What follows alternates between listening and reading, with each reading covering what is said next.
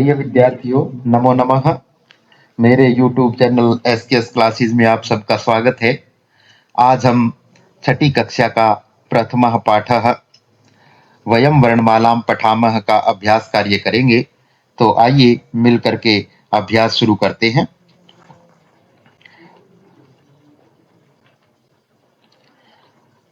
पहला प्रश्न है, कस्य चित्रम, किसका चित्र है? वदन्तु, लिखन्तु च, कहें और लिखें, यानी बोलें और इनको लिखें। तो देखिए चित्र, सबसे पहले गणेश का चित्र दिखाया गया है, तो हम लिखेंगे गणेशः। इसके पश्चात हिरण का चित्र दिखाया गया है, तो हम लिखेंगे मृगः। कबूतर दिखाया गया है, तो कबूतर को संस्कृत में कहते हैं कपोतः। यज्ञ का चित्र दिखाया गया है, तो यज्ञ को संस्कृत में कहते हैं यज्ञः। श्री राम का चित्र दिखाया गया है, तो संस्कृत में लिखेंगे श्री रामः। नाग का चित्र दिखाया गया है, नाग को संस्कृत में कहते हैं नासिका।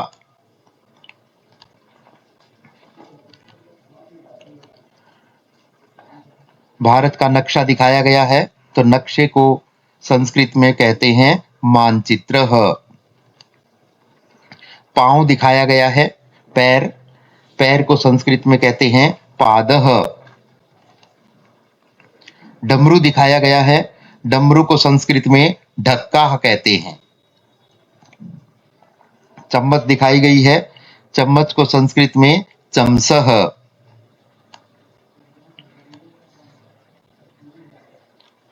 दूसरा प्रश्न है, चित्रम पश्यन्तु, चित्र को देखें, पट्टिकातः समुचितान वर्ण समूहान चित्वा रिक्त स्थानानि पूरयन्तु, यानी कि पट्टिका से उचित वर्ण समूह को चुन करके खाली स्थान भरे।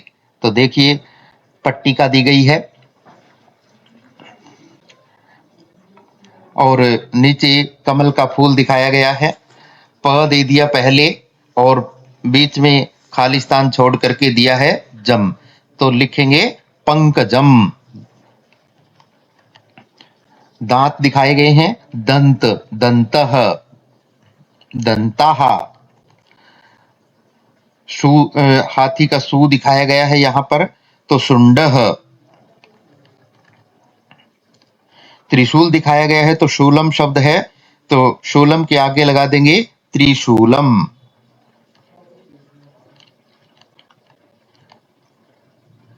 ढ दिखाया गया है, तो संयुक्त व्यंजन जोड़ेंगे ढक्का। आगे चोंच दिखाई गई है, तो चोंच को कहते हैं चंचू। चंद्रः शब्द बन जाएगा चंद्रः। चित्र दिखाया गया 8, अष्टः, तो यहां बन जाएगा अष्टः। आगे वृक्ष का चित्र दिखाया गया है, व्री दिखाया गया है, अब तो लगा देंगे अक्षय, लगा देंगे साथ में वृक्षः। शंख दिखाया गया है, तो सै दिया हुआ है, खः और साथ लगा देंगे शंखः। तीसरा प्रश्न है, प्रथम वर्णेन पदम वदन्तु लिखन्तु च।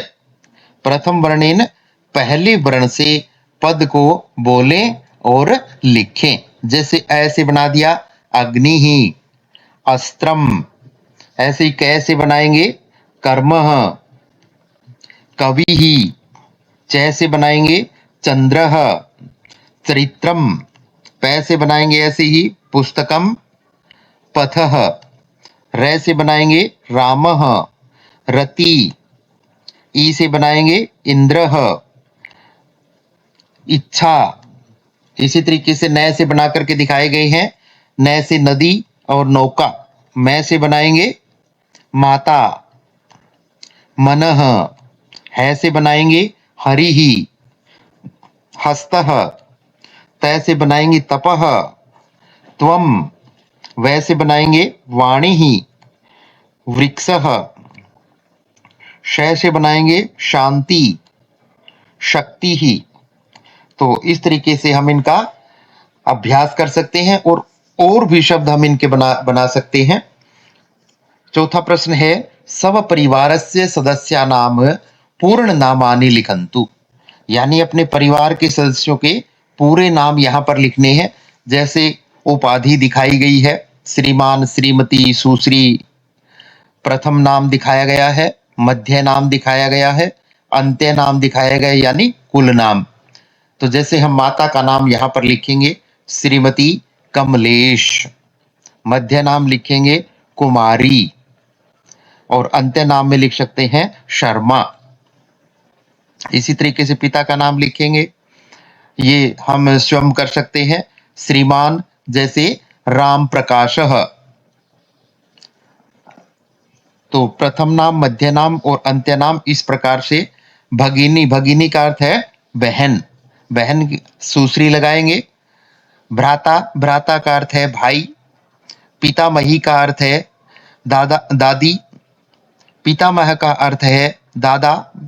मातामही का अर्थ है नानी, और मातामह का अर्थ है नाना। तो इस प्रकार से हम अपने परिवार के नाम, सभी सदस्यों के नाम यहाँ पर लिख सकते हैं और इनका अभ्यास कर सकते हैं। अगला प्रश्न देखिए, कक्षायाः शिक्षिका शिक्षिकाणाम शिक्षकाणाम च पूर्ण नामानि लिखन्तु। कक्षायाः, कक्षा के अध्यापक और अध्यापिकाओं के पूरे नाम यहाँ पर लिखने हैं। जैसे हमने पहले किया था, उपाधि में हम श्रीमान, पुरुष के लिए श्रीमान और महिला के लिए श्रीमती लगाएंगे। और इस प्रकार से आप सबके नाम यहाँ पर लिख करके अभ्यास कर सकते हैं। अब छठा प्रश्न है मित्राणाम पूर्ण नामानि लिखन्तु। इसी प्रकार से यहाँ मित्रों के पूरे नाम लिखने हैं। अपने मित्रों के पूरे नाम, जैसे प्रथम नाम, मध्य नाम और अंत्य नाम लिख करके आप इसका अभ्यास करें। अब है वर्णानाम षट् उच्चारण स्थानानि। यानी वर्णों के 6 उच्चारण स्थान यहाँ पर दिखाए गए हैं। हमारे मुख के कुछ भाग होते हैं, जैसे कंठ है, तालु है, मूर्धा है, दंत है, नासिका है, ओष्ठ है। तो ये इस प्रकार से मुख के भाग हैं। जिह्वा सभी वर्णों में काम करती है। जैसे कंठः, कंठ से बोले जाने वर्ण कंठ कहलाते हैं। तालु, तालु से बोले जाने वाले वर्ण तालव्य कहलाते हैं। मूर्धा, मूर्धा दांतों के ऊपर का जो खुरदरा भाग है उसे हम मूर्धा कहते हैं। और जब किसी भी वर्ण का उच्चारण हम मूर्धा से करते हैं तो हमारी जो जिह्वा है वो दांतों के ऊपर टकराती है। इसी तरीके से दंतः, दांतों से बोले जाने वर्ण दंतः कहलाते हैं। और ओष्ठः, होठों से जिन वर्णों का उच्चारण होता है वो ओष्ठ कहलाते हैं। और नासिका से जिन वर्णों का उच्चारण होता है वो नासिक के वर्ण कहलाते हैं, नासिका वर्ण कहलाते हैं। अब ये देखिए, कंठ्यः वर्ण, कंठ्यः वर्णः, कंठ से बोले जाने वाले वर्ण कौन कौन से हैं? जैसे ए, आ, क, ख, ग, घ, ङ है और अह, इसको हम विसर्ग कहते हैं। इनका उच्चारण कंठ से होता है, ये कंठ से बोले जाते हैं। आगे देखिए, तालव्यः वर्णः, तालु से बोले जाने वाले वर्ण, जिन वर्णों का उच्चारण तालु से होता है उनको तालव्य वर्ण कहते हैं। तो वे कौन कौन से हैं ये जानते हैं। ई, ई, च, छ, ज, झ, य और श। यानी च वर्ग पूरा है, य और श है, और ई और ई है। इनका उच्चारण स्थान तालव्य है, इनका उच्चारण तालु से होता है। इसी प्रकार से तीसरा है मूर्धन्यः वर्णः, मूर्धा वर्ण, मूर्धा से जिन वर्णों का उच्चारण होता है उनको मूर्धन्य वर्ण बोलते हैं। जैसे री, री, ट वर्ग पूरा है, ट, ठ, ड, ढ, ण, र और श।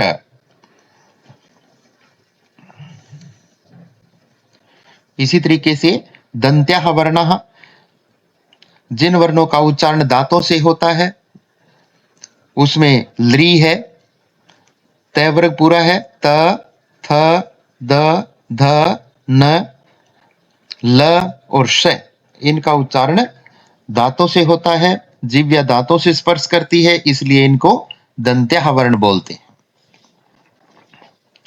ओष्ठ्याः वर्णः, होठों से बोले जाने वाले वर्ण, यानी जिह्वा होठों से स्पर्श करती है। जैसे उ, ऊ, प वर्ग पूरा है, प, फ, ब, भ, म, इनका उच्चारण होठों से होता है, यानी जिह्वा होठों से स्पर्श करती है। अब नासिक्याः वर्णः, नासिक्य वर्ण, नाक से बोले जाने वाले जो वर्ण हैं वो अंग यानी अनुस्वार है। अब देखिए, द्विवी स्थानीय वर्णानाम उच्चारण स्थानानि, यानी दो स्थान वर्णों का उच्चारण स्थान है कंठ तालव्यौ, दो स्थानों से बोले जाते हैं। जैसे ए, ऐ, ए और ई से मिलकर के ए बना है। ए का उच्चारण स्थान है कंठ और ई का उच्चारण स्थान है तालु, इसलिए इसको कंठ तालव्य वर्ण कहा जाता है। इसी तरीके से है ऐ, ऐ भी ए और ए से मिलकर के बना है। ए कंठ से बोला जाता है और ए तालु से बोला जाता है, तो इसलिए इसका उच्चारण स्थान भी कंठ तालु है, यानी जिह्वा जो है वो कंठ और तालु से स्पर्श करती है। कंठोष्ठौ वर्णौ, यानी दो कंठोष्ठ वर्ण है, कंठ और होठों से जिनका उच्चारण किया जाता है, ओ और औ। ओ जो है वो ए और ऊ से मिलकर के बना है। ए का उच्चारण स्थान कंठ और ऊ का उच्चारण स्थान ओष्ठ, तो इसलिए इसको कंठोष्ठ कहते हैं। उसी प्रकार से औ, औ भी दो वर्णों से मिलकर के बना है, ए और ओ। ए का उच्चारण स्थान कंठ और ओ का उच्चारण स्थान ओष्ठ, इसलिए ये दोनों वर्ण कंठोष्ठ बोले जाते हैं। स्वस्थानेन सह नासिक्य वर्ण, यानी अपने स्थान के साथ नासिक्य वर्ण भी है, यानी प्रत्येक वर्ग का जो 5 वर्ग हैं उनके प्रत्येक वर्ग का अंतिम जो अक्षर है वो नासिका से बोला जाता है। जैसे ग, कंठ, इसका उच्चारण स्थान कंठ भी है और नासिका से भी बोला जाता है। य, तालु भी, इसका उच्चारण स्थान तालु भी है और नासिका से भी बोला जाता है। इसी तरीके से ण, मूर्धा भी है और नासिका से बोला जाता है। इसके बाद है न, न दंत उच्चारण स्थान है और नासिका से भी बोला जाता है। फिर म, ओष्ठ और नासिका भी है। स्वस्थानानि प्लस नासिका, यानी अपने स्थान पर भी और नासिका से भी, इन वर्णों का उच्चारण स्थान नासिका से भी होता है और ये अपने वर्ग के अपने स्थान पर भी इनका उच्चारण किया जाता है।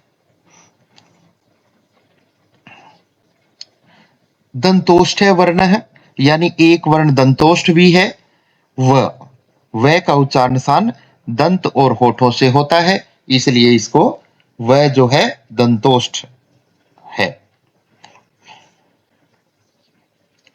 सर्वेषाम एक स्थानीय वर्णानाम उच्चारण स्थानानि, यानी सभी का एक स्थान वर्णों का उच्चारण स्थान, ये एक बार फिर से यहाँ पर सारे दिखा दिए गए हैं। जैसे कंठ्याः वर्णः, कंठ दिखा दिए गए हैं, ए, आ, क, ख, ग, घ, है और अह। तालव्य दिखा दिए हैं सारे के सारे, ई, च, छ, ज, झ, ये और श। मूर्धन्य दिखा दिए हैं सभी, री, ट, ठ, ड, ढ, र, श। इसी तरीके से दंत्याः भी सारे दिखा दिए गए हैं यहाँ पर, लृ, त, थ, द, ध, ल और श। ओष्ठ्याः भी दिखा दिए हैं, ऊ, प, फ, ब, भ। इनमें यहाँ पर नासिक्य वर्णों को छोड़ दिया गया है।